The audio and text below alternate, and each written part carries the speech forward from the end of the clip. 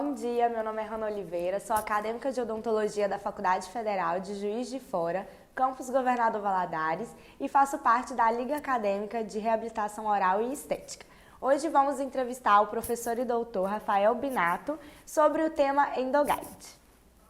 Bom dia, Hanna, obrigado pelo convite. A gente vai conversar então hoje um pouco sobre Endoguide. Eu sou Rafael Binato, sou professor de endodontia aqui da UFJF-GV, sou especialista em endodontia e doutor em endodontia pela Unesp, São José dos Campos.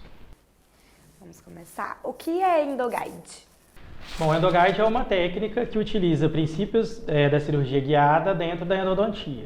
Então, nessa técnica, resumidamente, a gente vai obter um guia para que esse guia seja adaptado na boca do paciente e sejam realizados ali procedimentos de tratamento ou retratamento endodôntico. Quais são os equipamentos que são necessários para a realização dessa técnica? Para a realização do Endoguide, são necessários o cumprimento de algumas etapas, algumas etapas operatórias, seja de planejamento e depois de execução. Então, inicialmente é necessário que seja realizada a tomografia computadorizada de feixe cônico do paciente. Então, é necessário um tomógrafo, que o paciente normalmente realiza numa clínica de radiologia odontológica. Em seguida, é necessário um scanner. Esse scanner pode ser tanto um scanner de bancada, onde vai ser feito o escaneamento a partir de um modelo obtido da boca do paciente, ou ainda um scanner intraoral, onde o escaneamento é feito diretamente na cavidade bucal do paciente.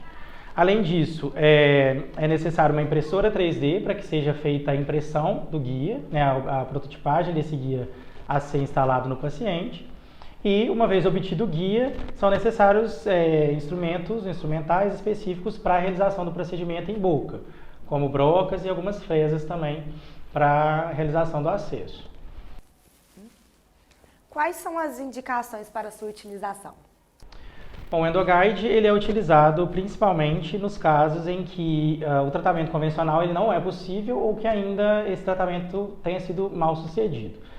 Principalmente em casos de calcificações radiculares, canais calcificados, e também complexidades anatômicas como dents em dente. São casos em que a utilização do Endoguide vai ser muito satisfatória.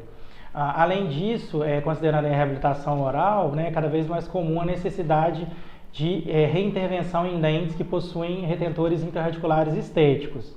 Nesses casos, a remoção desses retentores ela é possível com a utilização do Endoguide. Então, principalmente pinos de fibra de vidro, eles conseguem ser removidos a partir da utilização do guia. Quais são as vantagens e as limitações dessa técnica? Bom, como principal vantagem, a gente tem aí a previsibilidade e a resolução de casos complexos. Então, a utilização do guia ela dá uma certa segurança ao profissional e, com isso, a previsibilidade de se obter bons resultados naqueles casos. E casos esses complexos que não seriam resolvidos com técnicas convencionais. Além disso, a gente tem a possibilidade de desgaste conservador. Então, o guia ele nos permite promover um desgaste dentinário só na região de interesse, evitando desgastes excessivos. E ainda a redução do tempo clínico de tratamento desse paciente. Então, procedimentos que seriam às vezes realizados em várias sessões, com a utilização do Endoguide, a gente consegue aí, em poucos minutos um acesso à região de interesse daquele canal radicular. Com relação às desvantagens ou às limitações da técnica, a gente tem principalmente aí, a utilização do Endoguide, do guia, a aplicação do guia em regiões mais posteriores. Então, dependendo da conformação do guia e das condições do paciente, por exemplo, pacientes com limitação de abertura bucal, a instalação do guia numa região mais posterior pode ser um pouco dificultada e a utilização de brocas naquela região, uma vez o guia instalado, vai ser um pouco mais difícil.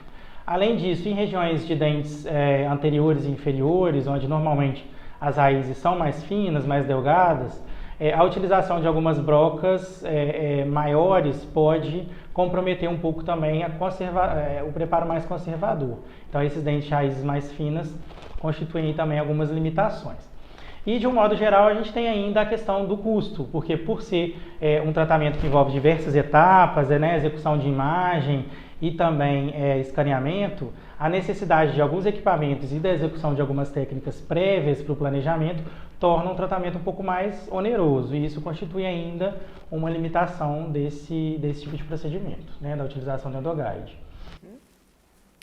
O que é relevante considerar no projeto da guia? Quando a gente vai fazer o planejamento da guia, é muito importante que a obtenção das imagens base para planejamento dessa guia sejam feitos da forma mais acurada possível. Então é importante que tanto o exame de tomografia quanto o escaneamento da cavidade daquele paciente seja feito de forma mais adequada ou mais acurada possível, seguindo-se os protocolos de cada caso. Então é muito importante que esses dois passos, seja de obtenção da imagem tomográfica, seja de escaneamento intraoral, sejam feitos da forma mais acurada e seguindo os protocolos, para que o guia seja obtido da forma também mais fiel. Sendo esse guia fiel, os procedimentos de acesso vão ser realizados de forma mais segura. Quais são os softwares que podem ser utilizados no planejamento da guia? A gente utiliza basicamente os softwares relativos aos programas de escaneamento, né? Então, a depender do programa que o profissional for utilizar, ele tem o software respectivo daquele programa. Além disso, a gente conta hoje já com alguns softwares de acesso livre e gratuitos que independem do sistema que foi utilizado. Então, eles conseguem planejar guias a partir de imagens que foram obtidas com escaneamento de diferentes aparelhos de diferentes marcas. Quais são os impactos dos acessos guiados nas etapas de modelagem, instrumentação e obturação dos dentes calcificados? Então, a gente sabe que todas as etapas do tratamento endodôntico, elas são totalmente interligadas, né? Então, para que a gente tenha uma boa obturação, né, a gente precisa ter tido uma boa instrumentação ou preparo e modelagem desse canal e um bom acesso a esse canal radicular. Então, o impacto ele é direto, né? Quanto mais acurada for feito esse acesso, melhores vão ser desenvolvidas as demais etapas. Então, é importante que o guia seja bem feito, né, bem obtido, para que o acesso seja feito da melhor forma possível, que vai impactar diretamente nas demais etapas do tratamento e, consequentemente, no sucesso. Então, é importante, sim, que o guia seja bem obtido, bem instalado, para que o acesso seja bem realizado e as demais etapas do tratamento consigam ser executadas de forma positiva, para que o sucesso seja mais provável de acontecer, né? As taxas de sucesso na remoção de retentores de fibra são maiores quando comparadas aos métodos convencionais? Então, a gente já tem hoje aí diversos estudos, principalmente laboratoriais, que compararam as taxas de sucesso de casos de remoção de pinos por métodos convencionais, né, por desgaste, e utilizando-se o guia endodôntico, né, o endoguide. A maioria desses trabalhos mostra que as taxas de sucesso são sim superiores quando da utilização do endoguide.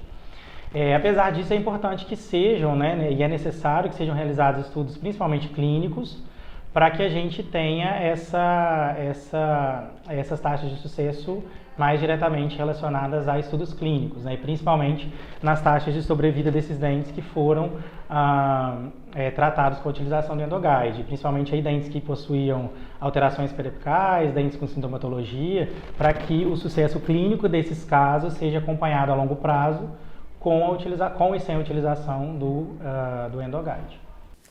Rafael, muito obrigada por nos dar mais conhecimento sobre esse assunto. A gente finaliza aqui a nossa entrevista. Nos siga no canal, no YouTube, nossas redes sociais vão estar disponíveis para você nos seguir também. E já ative o sininho para ficar atento às próximas entrevistas. Obrigado.